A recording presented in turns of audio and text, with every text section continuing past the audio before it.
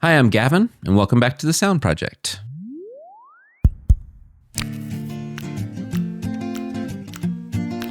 Josh Nyback is here today, and how's it going? Thanks for having us. No problem.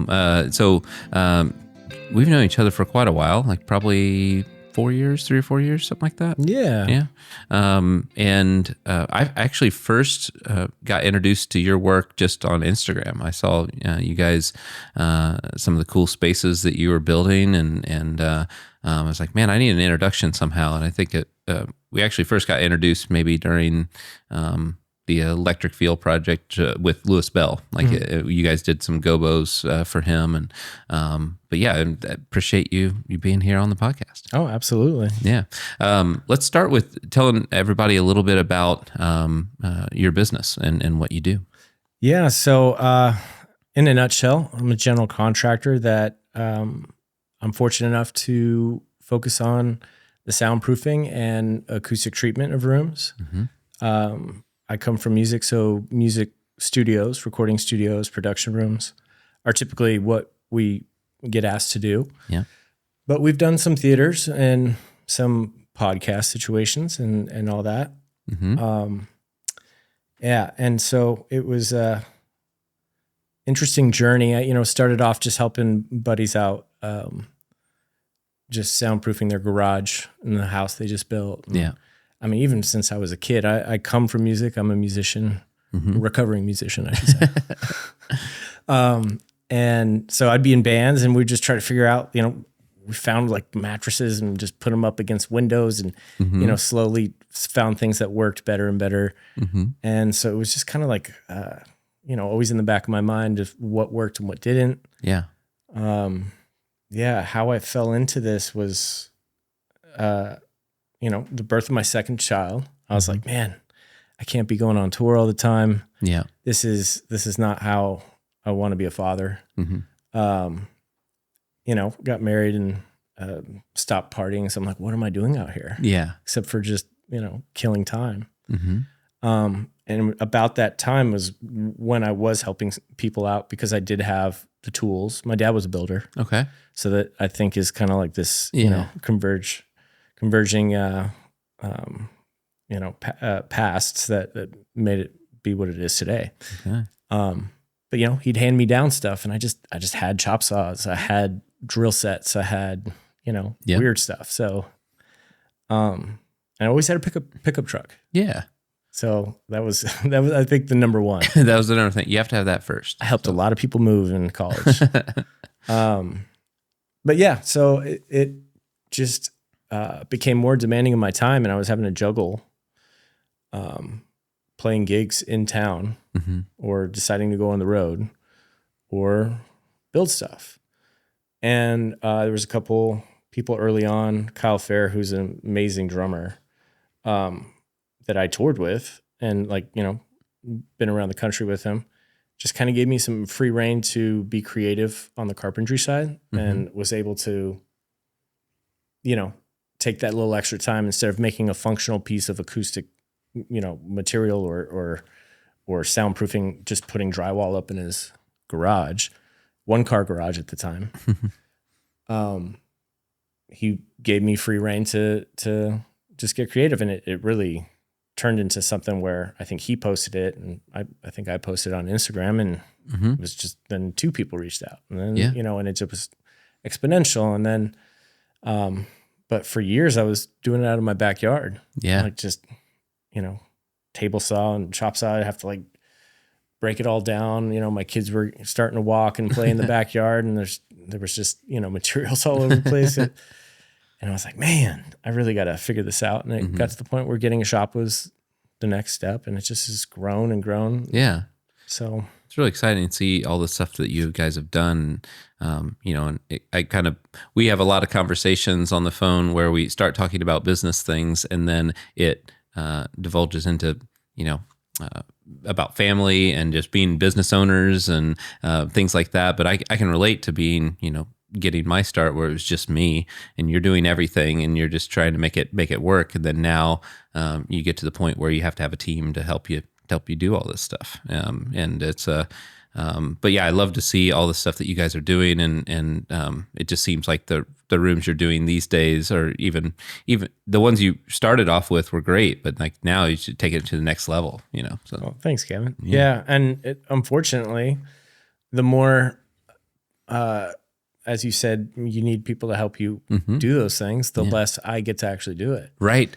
Yeah. And, I've recognized that in my life, I'm fortunate enough to have made a lot of my hobbies into careers and things that I was passionate about. And, my dad always emphasized that doesn't matter about the money. Like, just do it because you love it and the money will be there. Yeah. And that holds true. Yeah. In a lot of ways. So I just, I'm grateful for one. And, I still get in the shop every once in a while or go on site and, just not as fast as I used to be. Yeah. And like, just like, oh, where's the, and it's just been so long. So I don't have my routine. And so the guys kind of give me crap about it, but, at least, I've taken more of the role of like designing and just like detailing out how it's going to get built. Yeah. I mean, we're talking about typically things that are just a little bit more geometrically involved. And, which I love that. Like math was my favorite subject in school, and which is weird to say. But it's beautiful. It really is. Like when you really get into basically the answers to anything that is what it is. Yeah.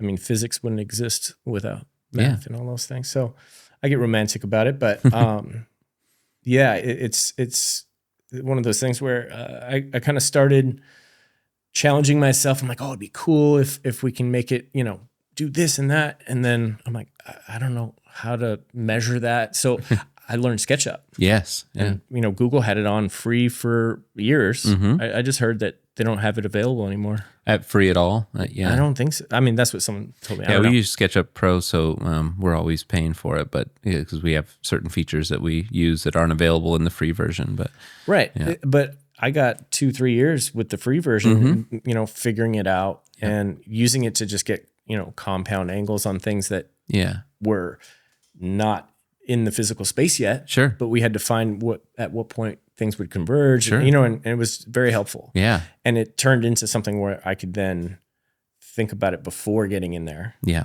And really have a lot more tools in the tool belt before I even got on site or at the shop.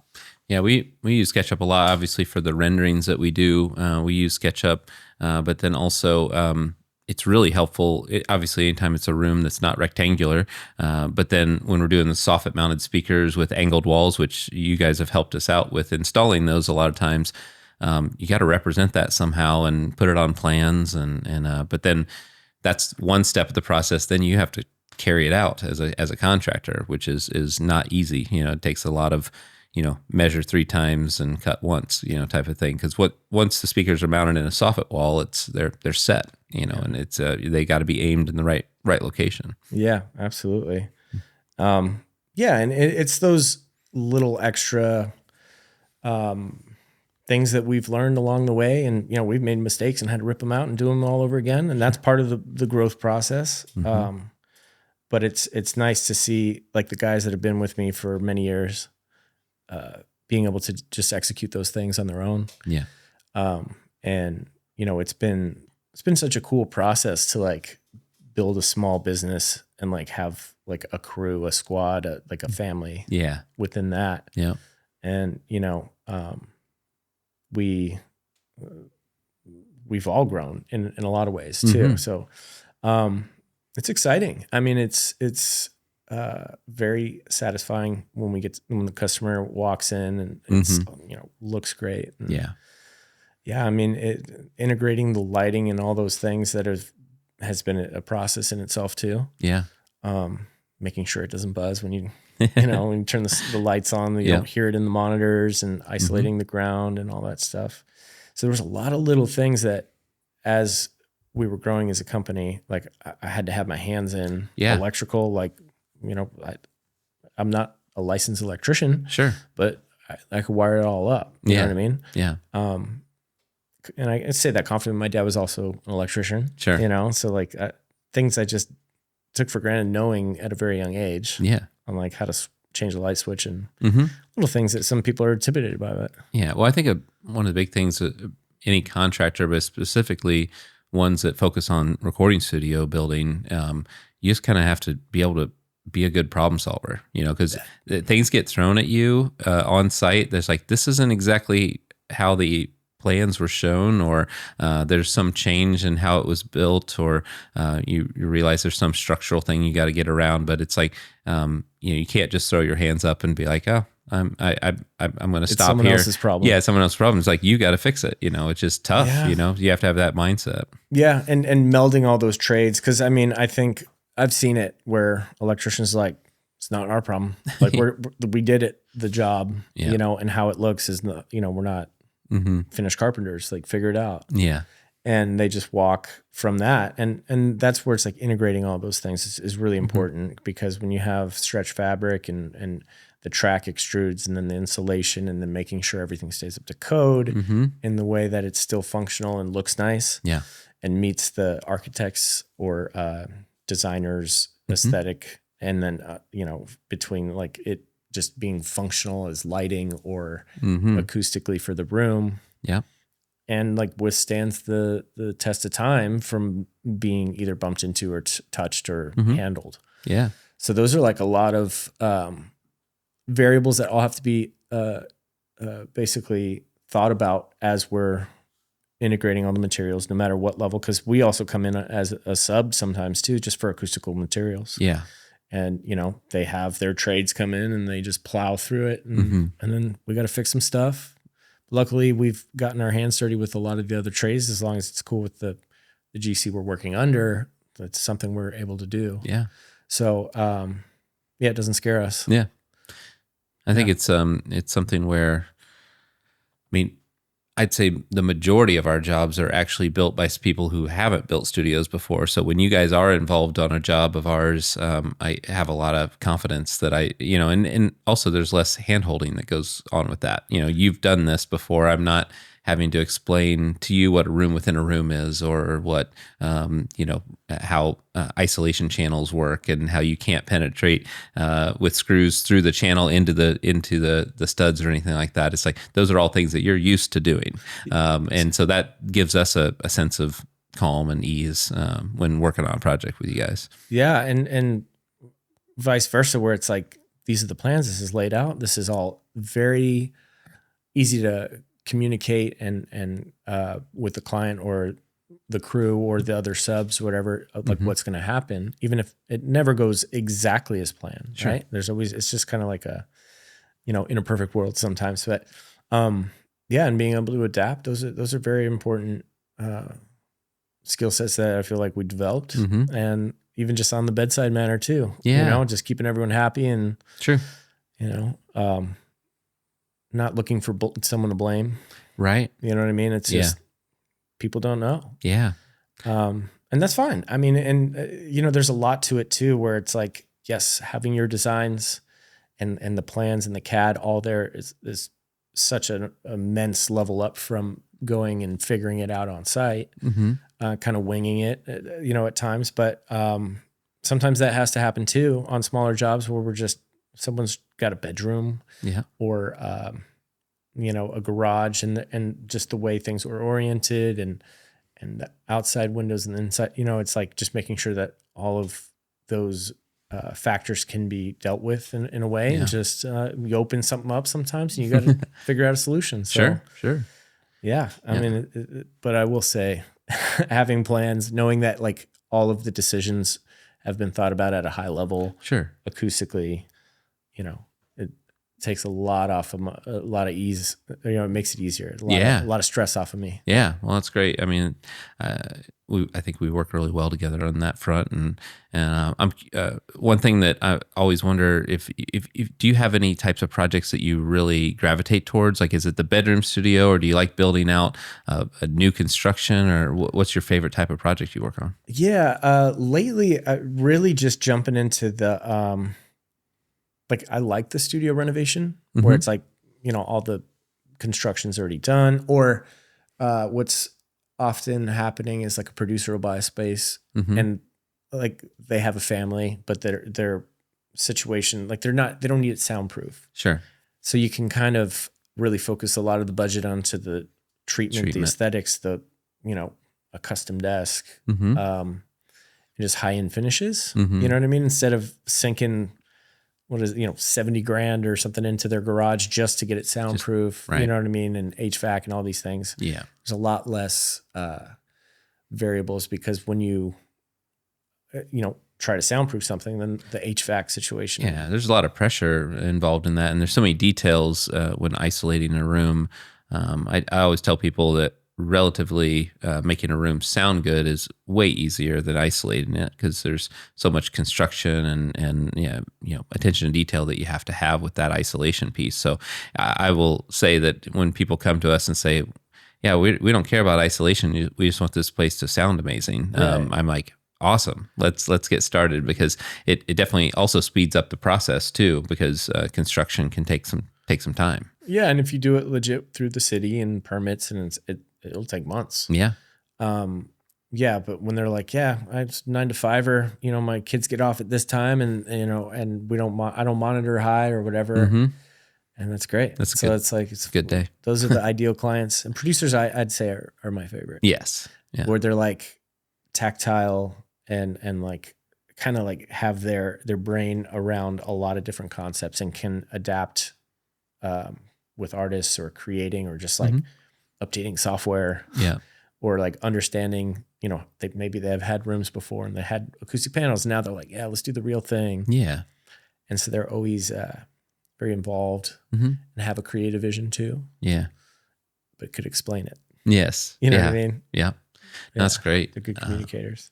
So I going back to one thing that you said about like having to, as a business owner, you start to grow and you're doing less of the thing that maybe you love to do. And it's something I'm actually kind of grappling with as our business grows, is that there's certain things that I used to do that I really love doing, but it doesn't make sense for me to do them anymore. Yeah. And that's really hard. And I actually have talked to some business coaches and different things that say like you really have to spend some time like grieving that, not. Because sometimes you could just brush past it and be like, well, I just don't do that anymore. But there's something about like sitting with it long enough to be like, yeah, that's not my job anymore. That actually helps a little bit. But the other thing that gives me comfort in that is that I know that the people I've surrounded myself with actually do it better than I did it. That is the one thing that lets me sleep easy at night is like I'm actually surrounding myself with people that are better than me at these things, and it makes sense for them to do those things.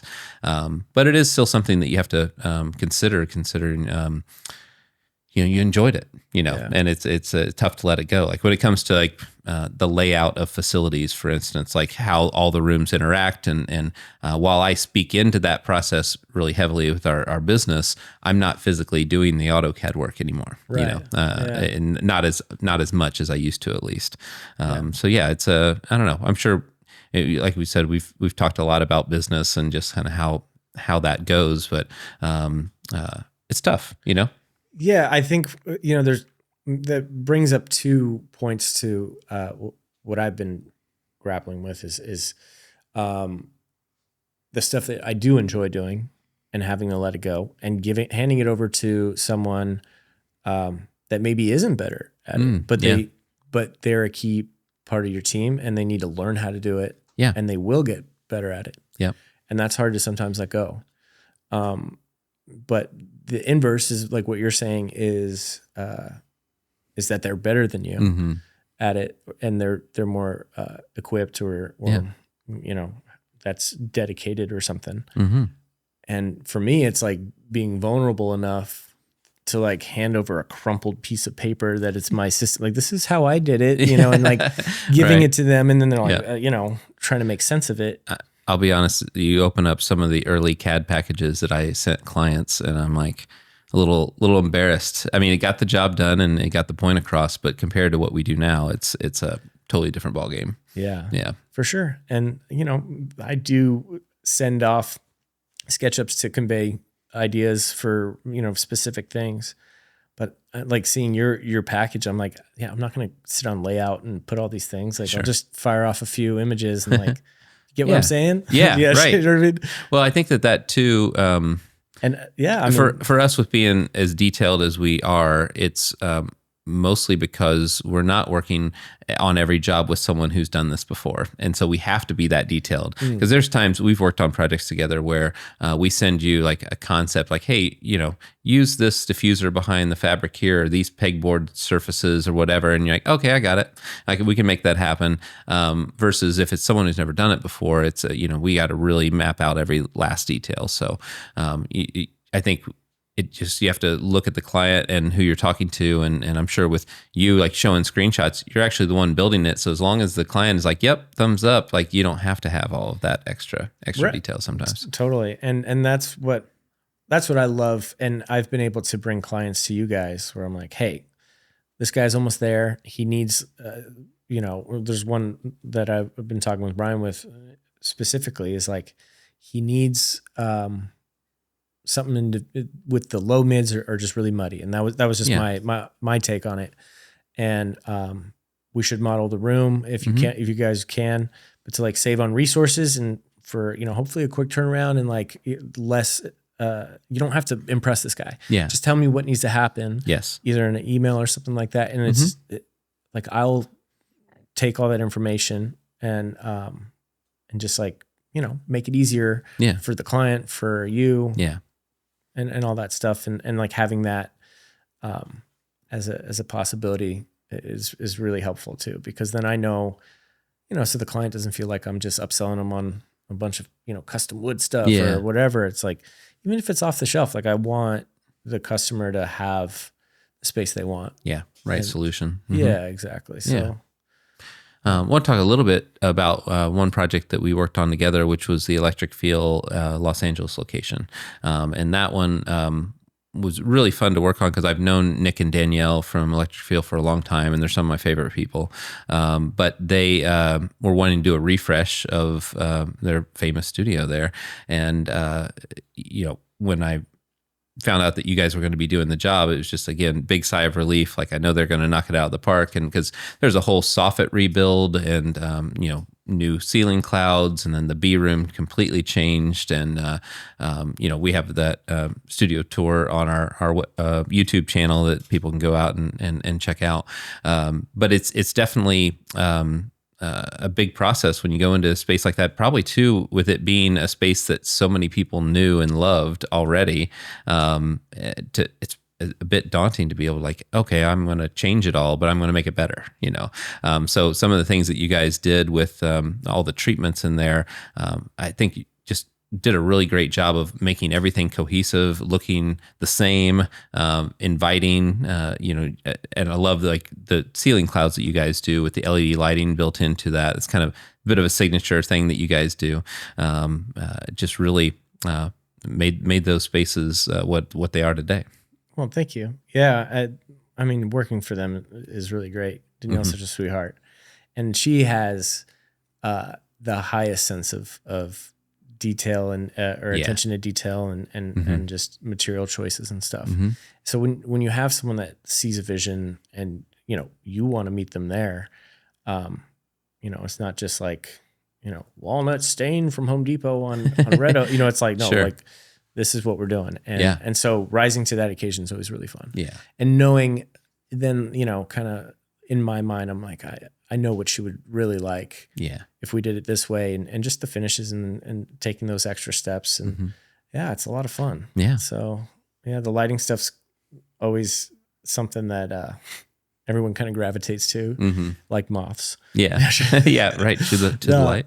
And it's fun. I mean, it really does change the vibe, especially if you have like a lighter room or just the indirect stuff going on. A lot of producers are like, I don't really care, but man, some of these artists that come in, they just freak out over it. And it's like, they're appealing to other people too. And it's so accessible too. I mean, the Philip Hue system stuff, like we've found different, third-party controllers and like high quality LEDs that all like, we have a lot of options and flexibility rather than the off the shelf Philips stuff.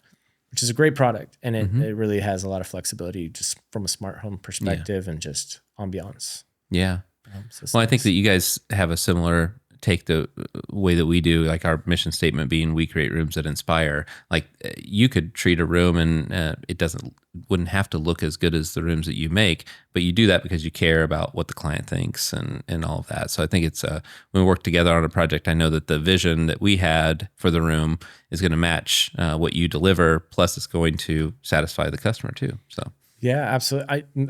That's actually something I've been thinking about a lot lately too, is like a lot of people when they're in the room, like listen with their eyes. Yeah. And there's this whole, I was getting deep in on some acoustic stuff and like they were running tests and like just big size speakers but they were playing it through small and people were like, yeah, this sounds amazing. Yeah. And like just kind of seeing where people were really reading it. And like these were experienced engineers that they were doing these tests on. And it's like, if you can inspire a creative or creator or artist, a musician, instrumentalist, whatever, to get a better take because it feels good. Yes. Yeah. And, that's a trade-off. That's a conversation I have with the client sometimes too. It's like, do you really want the sunlight in or do you want it soundproof? Yeah. Because I think it's nice having this window here. Yeah. And yeah, it may cause some issues with acoustics, but it's like, what's it to you? Like, Exactly. Are you writing songs? Or are you trying to get like, John Bonham drum takes out of your garage? Like, sure. If you're doing the higher level stuff, just go rent one of the big studios, go to East West, go to Sunset, Yeah. But like if you're creating something, like that's a whole different process in my opinion. Exactly. And that's where you kind of have to prioritize. It's like, what does it look like? What is it? I mean, cost is always in that conversation too. Yes. And, and what does it sound like? And try to really service all of them. Yeah. But sometimes they're prioritized different. Yeah. So yeah, that's just how some of the decisions are made. It's fun stuff. So well, I really appreciate you taking time out to do this podcast with us. Yeah. It's always a pleasure to work with you and looking forward to some future things as well. Yeah. Thank you, Gavin. I appreciate it. That's been another episode of the S.O.U.N.D Project. Thanks for being a part of it.